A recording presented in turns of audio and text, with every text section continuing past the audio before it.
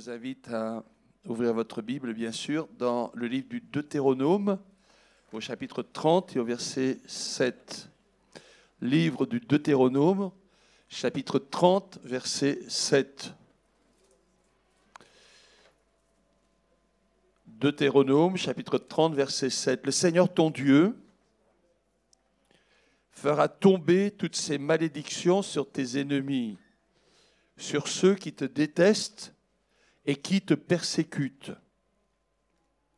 Et toi, tu reviendras, tu écouteras le Seigneur, tu mettras en pratique tous ces commandements tels que je les institue pour toi aujourd'hui. Le Seigneur ton Dieu te comblera de bien en faisant prospérer tout le travail de tes mains, le fruit de ton ventre, le fruit de ton bétail et le fruit de ta terre, car le Seigneur sera de nouveau content de ton bonheur, comme il était content de celui de tes pères. Lorsque tu écouteras le Seigneur ton Dieu, en observant ses commandements et ses prescriptions écrits dans ce livre de la loi, lorsque tu reviendras au Seigneur, ton Dieu, de tout ton cœur et de toute ton âme. Amen. Je passe au verset 15. Deutéronome 30, verset 15. Regarde, j'ai placé aujourd'hui devant toi la vie et le bonheur, la mort et le malheur. Ce que je t'ordonne aujourd'hui, c'est d'aimer le Seigneur ton Dieu, de suivre ses voies et d'observer ses commandements, ses prescriptions et ses règles, afin que tu vives et que tu te multiplies, et que le Seigneur ton Dieu te bénisse dans le pays où tu entres pour en prendre possession. Mais si ton cœur se détourne, si tu n'écoutes pas et si tu te laisses entraîner à te prosterner devant d'autres dieux et à les servir, je vous le dis aujourd'hui, vous disparaîtrez. Vous ne prolongerez pas vos jours sur la terre où tu entres pour en prendre possession en passant le Jourdain. J'en prends aujourd'hui à témoin contre vous le ciel et la terre. J'ai mis devant toi la vie et la mort, la bénédiction et la malédiction. Choisis la vie afin que tu vives, toi et ta descendance, en aimant le Seigneur ton Dieu, en l'écoutant et en t'attachant à lui. C'est lui qui est ta vie, la longueur de tes jours, pour que tu habites sur la terre que le Seigneur a juré de donner à tes pères Abraham, Isaac et Jacob. Amen. Ça concerne Israël, vous l'avez compris, mais ça nous concerne également. Des promesses de bénédiction, des promesses d'abondance, de visitation, si on écoute la parole de Dieu. Jean, chapitre 10, verset 9. Évangile de Jean, chapitre 10, verset 9. Jésus dit, c'est moi qui suis la porte. Si quelqu'un entre par moi, il sera sauvé. Il entrera, il sortira et trouvera des pâturages. C'est l'image d'un troupeau, des brebis. Nous sommes comparés donc à des brebis. Il entrera, il sortira, il trouvera des pâturages. Donc il y aura un épanouissement. Le voleur ne vient que pour voler, abattre et détruire. Le voleur, c'est Satan. Tu écoutes ce que le diable te dit, tu te laisses tenter, tu n'écoutes pas la parole de Dieu, tu te mets entre les mains du voleur. Et le voleur, il ne va pas te bénir, il ne va pas te caresser.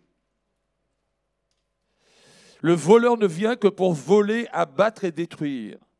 Moi, je suis venu, dit Jésus, pour qu'ils aient la vie, pour que les brebis aient la vie et qu'elle l'ait en l'abondance. C'est moi, dit Jésus, c'est moi qui suis le bon berger, le bon berger.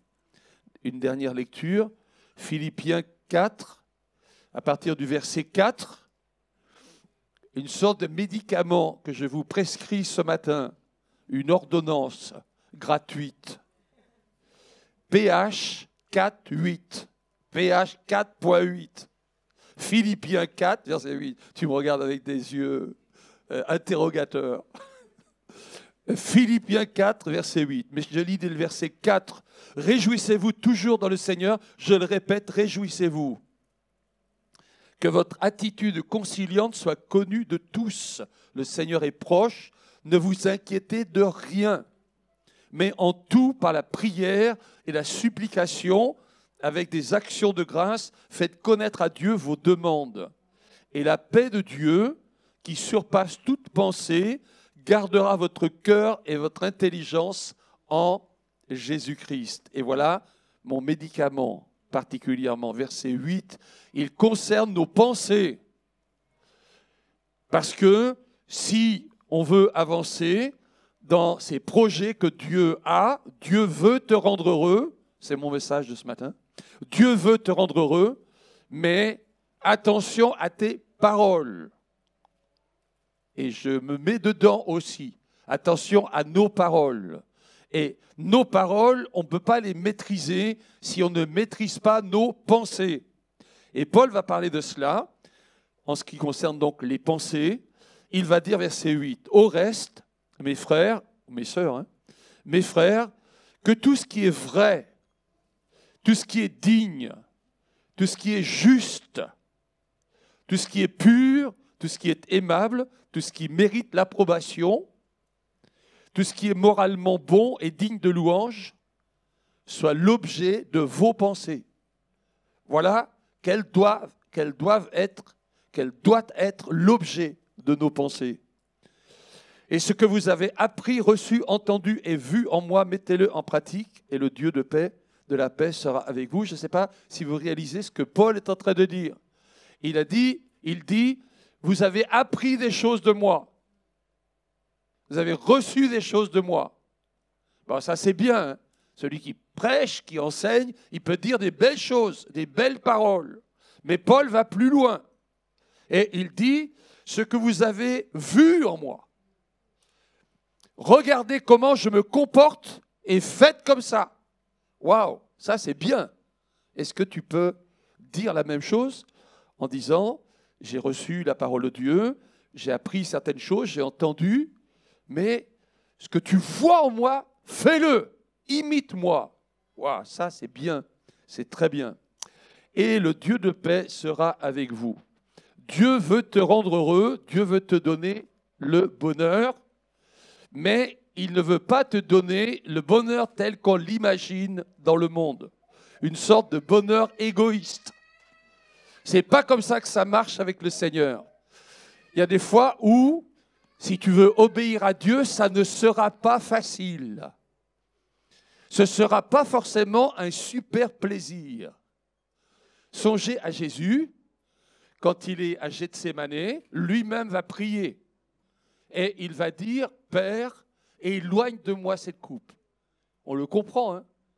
La croix, waouh, ça c'est terrible. Je ne sais pas si vous imaginez comment les êtres humains ont pu imaginer un supplice aussi barbare. Jésus est mort rapidement, mais il arrivait que certains crucifiés, ils restaient sur la croix en question pendant 2 jours, 3 jours, voire 1 semaine. Et on mettait une sorte de cale sous leurs fesses. Ça leur permettait de vivre encore plus longtemps, puisque au bout d'un certain temps, ils finissaient par étouffer. Et excusez-moi de dire ça comme ça, parce que voilà. Mais il arrivait même que les oiseaux de proie venaient arracher des morceaux de chair. La croix. Jésus avait cette perspective. Mais donc Jésus prie et il dit, Père, si c'est possible que cette coupe s'éloigne de moi, mais vous connaissez la suite. Jésus lui-même se corrige en disant, toutefois, non pas ma volonté. Vous êtes là? Toutefois, non pas ma volonté, mais ta volonté. Parfois, si tu marches avec Dieu sur ce chemin qui est un chemin de bénédiction, alors parfois ça va être un peu difficile comme ça, parce que le bonheur que Dieu te promet n'est pas un bonheur égoïste. J'habite dans un petit village, petite ville, 700, 800 habitants, je ne sais plus. Et il y a quelque temps, une des personnes de la mairie parle à ma femme Et il dit, vous savez, il y a une mamie, là, 60-65 ans, elle est vraiment pas bien, elle est toute seule et tout ça, puis elle est dépressive.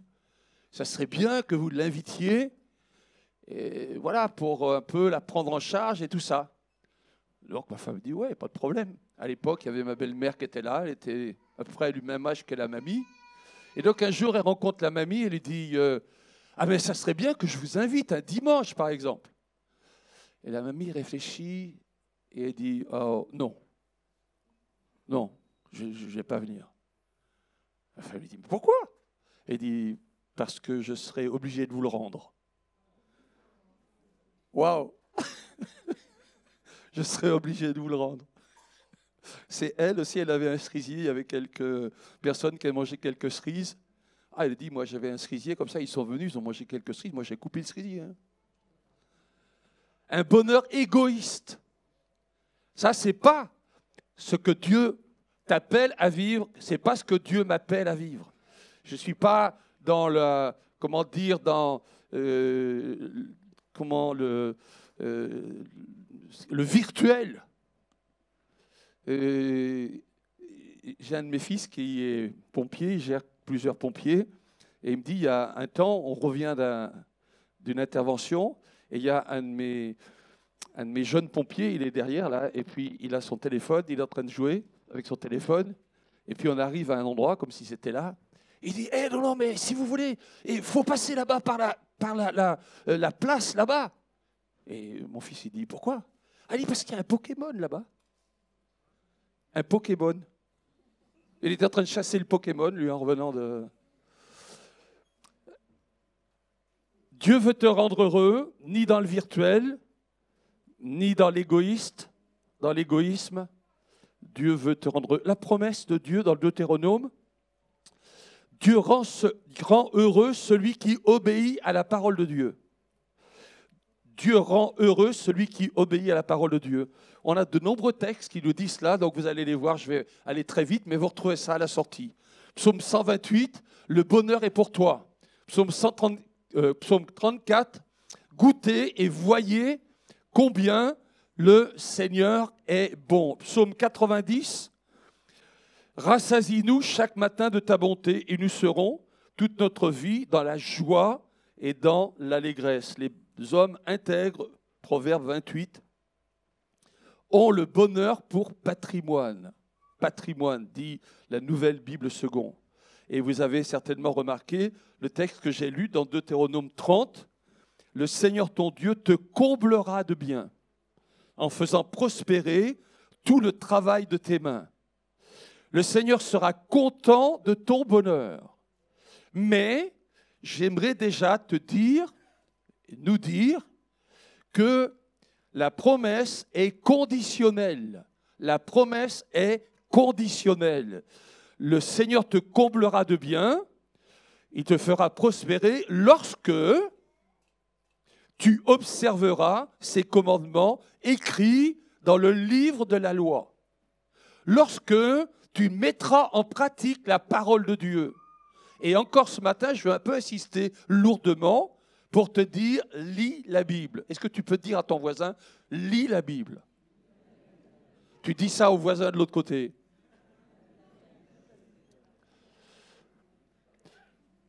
Lis la Bible. Et toi, tu reviendras, tu écouteras le Seigneur et tu mettras en pratique tous ces commandements tels que je les institue pour toi aujourd'hui. Je pense que nous qui avons donné notre vie au Seigneur, nous devrions être des hommes de la parole, des femmes de la parole de Dieu. Je me souviens de ce jeune que j'avais rencontré, un responsable de groupe biblique universitaire. J'étais assez impressionné par lui. Il me dit, moi, parfois, je me retire pendant 2 ou 3 jours simplement avec ma Bible. Wow.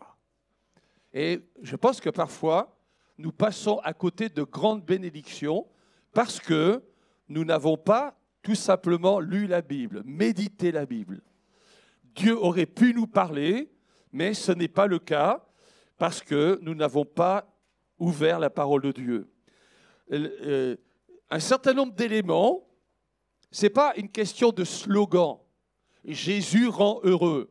L'évangile rend heureux. Ce n'est pas simplement un slogan, mais il y a des conditions, si vous voulez. Il y a des conditions à remplir et j'aimerais en voir quelques-unes avec vous. La vie chrétienne est une source de vie et de bonheur. Le bonheur du pardon. Le bonheur du pardon. Vous avez tous entendu parler du célèbre réformateur qui était Luther. Et Luther, il était moine, donc la religion pour lui, c'était quelque chose d'important. Et il cherchait à plaire à Dieu. Mais quand il lisait la Bible, et en particulier quand il tombait sur des mots comme justice, justice de Dieu, il dit lui-même qu'il tremblait plus ou moins. Et que même il avait une sorte de haine qui venait dans son cœur à l'égard de Dieu à ce moment-là. Pourquoi ? Parce qu'il se disait, mais cette justice, je n'arrive pas à la produire dans ma vie. Et donc, il se sentait coupable et il se disait, mais moi je suis moine, j'ai donné tout apparemment, et voilà, pourtant, je ne réussis pas. Oui, mais je voudrais te dire que la vie chrétienne, ce n'est pas comme ça. Ce n'est pas je réussis à la force du poignet, mais la vie chrétienne, et pour lui, ça a été la source d'une très grande joie. Quand il a compris ce que l'Épître aux Romains dit en particulier. Il l'a compris parce qu'il devait enseigner cette Épître aux Romains, il était prof de théologie, et donc il s'est mis à enseigner cette Épître aux Romains, et là, il a eu comme une révélation qui a changé sa vie, mais qui a changé la vie de millions de personnes. Puisque ce qu'il a découvert est devenu la base de la réforme, donc de tout le protestantisme. On est, d'une certaine manière, on est redevable de à Luther, de cette découverte-là. Il va dire un jour, il va dire après, quand il a découvert le salut par la foi, quand il a découvert que la justice, ce n'est pas la justice que je réussis à atteindre par mes propres efforts, mais la justice, c'est celle que Dieu m'accorde. Parce que Jésus est mort sur la croix. On le répète souvent, je ne vais pas développer ça, vous le savez certainement par cœur. Mais moi, je voudrais te dire à chacun ici parmi nous, est-ce que tu as bien compris cela, que Jésus est mort sur la croix pour toi? Est-ce que tu t'es vraiment converti? Tout à l'heure, dans les textes que j'ai lus, il y a cette idée que je prends à témoin le ciel et la terre. Je mets devant toi la vie, le chemin de la vie. Je mets devant toi le chemin de la mort. Waouh! Quel carrefour! Es-tu converti? Je sais qu'il y en a beaucoup, évidemment. On est un culte qui sont convertis, mais je pense que parmi nous, peut-être quelqu'un n'a pas encore réalisé ça. Et je pense que c'est bien que tu le fasses peut-être ce matin, tout à l'heure. On va essayer de trouver quelques minutes où peut-être je vais te demander de lever ta main pour dire, mais moi, aujourd'hui, je demande pardon à Dieu pour mes péchés. Aujourd'hui, je crois que Jésus est mort sur la croix pour moi et qu'il me fait accéder à cette justice en sorte que je vais découvrir le bonheur du pardon, le bonheur du pardon. Mes péchés sont pardonnés. Je les ai confessés. Les confesser, ça veut dire les dire. Seigneur, j'ai fait telle chose et telle chose mauvaise. Voilà. Mais si tu dis, ah oui, mais moi je suis pécheur comme les autres, non, ça, c'est pas une confession de péché, c'est pas une confession de foi, une confession de péché, ça. Confession de péché, c'est dire, j'ai mal fait ceci, j'ai mal fait cela. Le bonheur du pardon, heureux celui à qui la transgression est remise. Psaume 32, verset 1, c'est comme une fête, comme la fête du fils prodigue. Il était parti, mais le père l'attendait. Quand le père l'a vu revenir de loin, il lui a ouvert les bras. Et ensuite, vous savez, ils ont fait une fête. Le père qui attend, c'est l'image de Dieu. Dieu nous aime. Dieu t'aime. Parfois, les gens aiment beaucoup dire Dieu est grand. C'est vrai, Dieu est grand. Mais je pense que peut-être la première chose à dire, c'est que Dieu est amour. Dis-moi Amen, ça sera bien. Dieu est amour.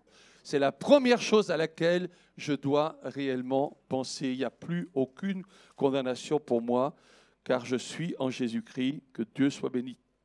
Le bonheur du pardon, le bonheur de la présence de Dieu. Psaume 36, tu les abreuves au torrent de tes délices auprès de toi est la source de la vie. Voilà l'idée que quand on a bien compris, alors on aime être dans la présence de Dieu. On aime chanter le Seigneur, on aime louer le Seigneur, on aime être un adorateur.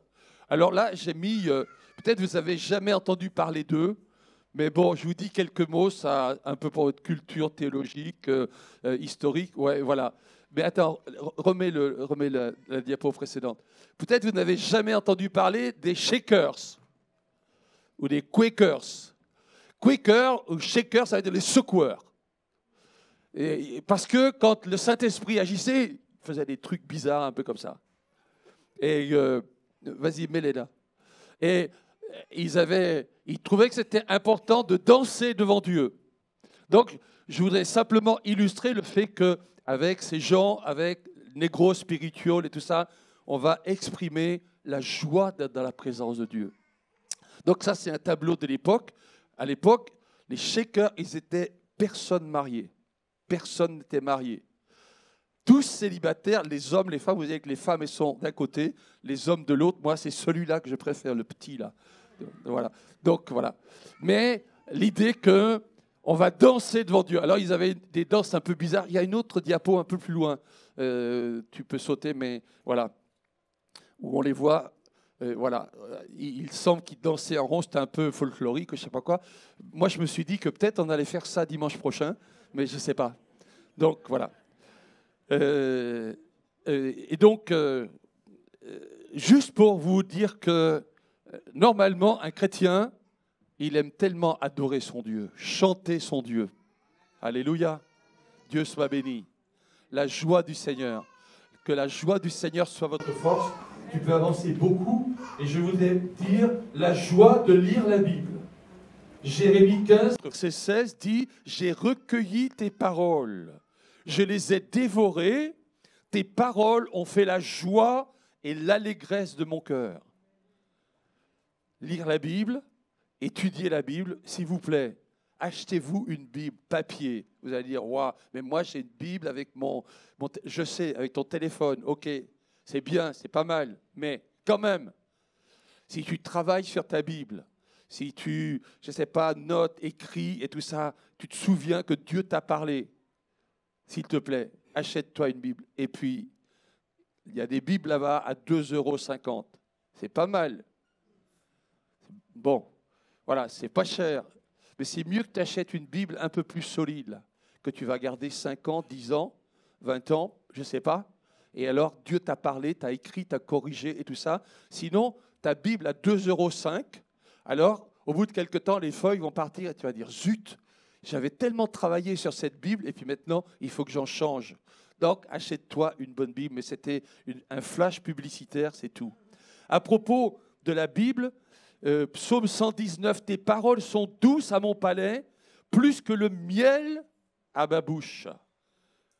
La parole de Dieu, ça nous fait du bien. Et je veux entrer en contact directement avec la parole de Dieu. Pendant l'histoire de l'Église, on est surpris de voir comment, pendant les premiers siècles, on connaît bien la Bible.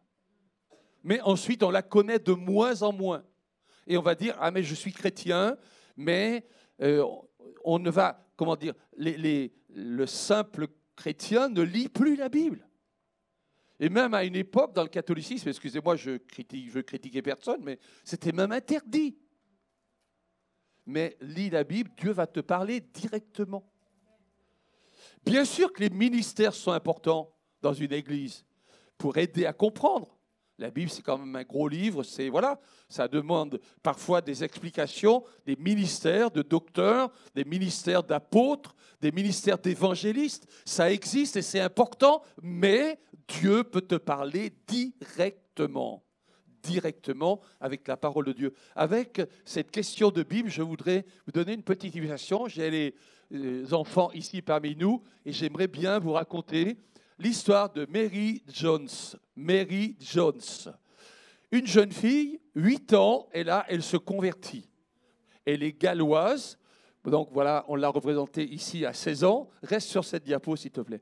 Donc, Mary Jones, elle est convertie, elle a 8 ans, et à l'époque, au Pays de Galles, puisqu'elle est au Pays de Galles, on est en 1800, un peu avant et tout ça, voilà. Et au Pays de Galles, il y a très peu de gens qui ont la Bible. Et il y a une Bible dans une ferme, mais à 3 ou 4 kilomètres, je ne sais plus. Et la jeune fille, elle dit, mais moi, je voudrais la Bible. Mais elle est pauvre, sa famille est pauvre. Et donc, elle va mettre de l'argent de côté pendant 6 ans. Pendant 6 ans.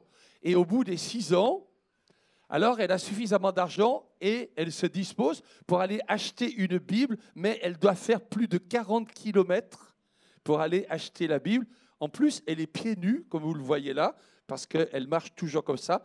Donc, elle va marcher les 26 miles, c'est-à-dire 40 kilomètres à peu près, pieds nus à travers la campagne. Et elle va aller voir un pasteur qui s'appelle pasteur Thomas Charles. Et elle va acheter sa Bible et revenir avec sa Bible. Peut-être, l'histoire dit que peut-être elle est revenue avec 2 ou 3 Bibles. Ça, c'est l'histoire. Je ne vais pas reprendre ça, peu importe. Mais son histoire a joué un rôle assez important parce que le pasteur a été impressionné par cette jeune fille. Et il s'est dit, mais ce n'est pas normal que les gens ne puissent pas avoir la Bible. Et donc, il a fait tout ce qui était en son pouvoir. Cette fois, tu peux un petit peu avancer. Sur la diapo suivante, il y a l'image de la fameuse, d'une des Bibles de Mary Jones.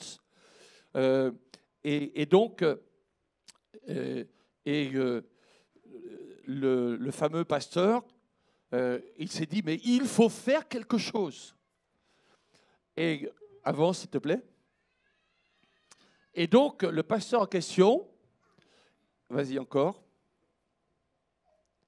Le pasteur en question, merci, tu restes là. Le pasteur en question, il s'est dit, il faut vraiment faire quelque chose. Et il a lancé quelque chose que je vais vous expliquer au travers de cette stèle, de la stèle de Mary Jones. En anglais, il est écrit à la mémoire de Mary Jones, qui, en l'an 1800, à 16 ans, a marché d'ici à Bala pour acheter au révérend Thomas Charles une copie de la Bible galloise. Son histoire a été l'occasion de la formation de la Société biblique et étrangère de la Bible. C'est-à-dire que ce pasteur s'est dit, mais il faut que les chrétiens puissent avoir la Bible. Et donc, on va l'éditer à grande échelle, et c'est devenu, me semble-t-il, ce qu'on appelle l'Alliance biblique universelle, qui n'était pas loin de nous il y a quelque temps, ici à Villiers-le-Bel, mais qui est retourné dans Paris, me dit-on dernièrement. Dieu veut que tu sois heureux et que tu vives en paix, en t'appréciant toi-même et en reconnaissant ce que Dieu a fait pour toi. Je te loue de ce que je suis une créature si merveilleuse, dit le psaume 138, 139, verset 14. Une créature si merveilleuse, ou que je suis fait de façon si merveilleuse, dit une autre traduction. Le chrétien, il n'est pas en guerre avec lui-même. Peut-être il a fait des choses mauvaises, mais il a confessé son péché et maintenant il est en communion avec Dieu. Il est en paix avec Dieu. Dieu soit béni. Amen. Dieu soit béni. Je suis en paix avec Dieu. Je suis capable, d'une certaine manière, d'envisager la vie avec un certain humour. Le président des États-Unis, qui s'appelait Lincoln, disait, vous imaginez que si j'avais 2 visages, je serais sorti avec celui-là. Sous-entendu, il est un peu moche quand même. Donc, si j'en avais un autre, j'aurais échangé. Est-ce que tu ris de toi parfois? Si tu ris de toi, tu vas beaucoup t'amuser, je crois. Donc, voilà. Dieu soit béni. Vivre dans la paix. Si quelqu'un veut aimer la vie et voir des jours heureux, qu'il préserve sa langue du mal et ses lèvres des paroles trompeuses. J'ai déjà expliqué. Tu veux être béni par Dieu? Regarde-moi bien. Il y a une chose très importante. Regarde-moi bien. La langue. Ah oui, la langue. Parce que parfois, c'est mieux de ne rien dire. Parfois, Il y a des choses que tu ressens qui sont peut-être vraies, mais est-ce que tu vas le dire? Pas forcément. Prie pour la personne. Reste dans la confiance, bannis l'inquiétude, garde ton cœur plus que toute autre chose. Proverbe 12, verset 25, l'inquiétude dans le cœur de l'homme là-bas, et un cœur content est un festin perpétuel. Vous avez des gens, moi je songe à un jeune homme, mais ça fait longtemps. Tu es avec lui 10 minutes. 10 minutes. Et au bout des 10 minutes, tu es découragé. Ah ouais? Voilà. Tu te dis, mais comment c'est possible? Il a tout vu de travers. Vous avez des gens comme ça, hein? Normalement, je crois que le chrétien ne doit pas faire comme ça. Un cœur content est un festin perpétuel. Est-ce que ceux qui s'approchent de toi disent, mais quand je suis à côté de lui, quand je suis à côté d'elle, ça me fait du bien. C'est comme un festin perpétuel. Le cœur content est comme un festin perpétuel. Investir dans des relations et des amitiés. Investir dans des relations et des amitiés. Qu'il est bon, qu'il est beau pour des frères d'habiter ensemble. C'est comme un parfum répandu sur la tête. C'est comme la rosée de cette montagne, de l'Hermont, qui va descendre, qui va, donner de l'humidité, de la fraîcheur en bas, en dessous donc de cette montagne. C'est comme la rosée de l'Hermont, qu'il est bon, qu'il est beau pour des frères. L'Église, c'est ça. Il y en a qui suivent maintenant les cultes sur Internet. Moi, je ne suis pas contre. Si tu es malade ou je ne sais pas quoi, c'est mieux que rien. Mais l'Église, ce n'est pas du streaming. L'Église, ce n'est pas Internet. L'Église, c'est la communion fraternelle. L'Église, c'est je suis là, j'écoute la parole, mais je parle à mon frère, je parle à ma sœur. Je ne file pas directement juste après le culte et je disparais sans parler à personne. J'ai raison là ou pas? Vous dites amen ou pas? Donc ça, c'est très important. Hein. Et quand tu vas voir ton film là sur Internet, tu fais quoi? Des bisous à l'ordinateur ou quoi? À l'écran? Ah non? Investir dans des relations et dans des amitiés. 3 Jean, j'aime beaucoup 3 Jean, qui dit « Les amis te saluent, les amis ». C'est-à-dire que dans l'Église, tu as des frères et tu as des sœurs, mais ça doit être tes amis. Des amis que tu n'aurais jamais eus si tu n'étais pas chrétien.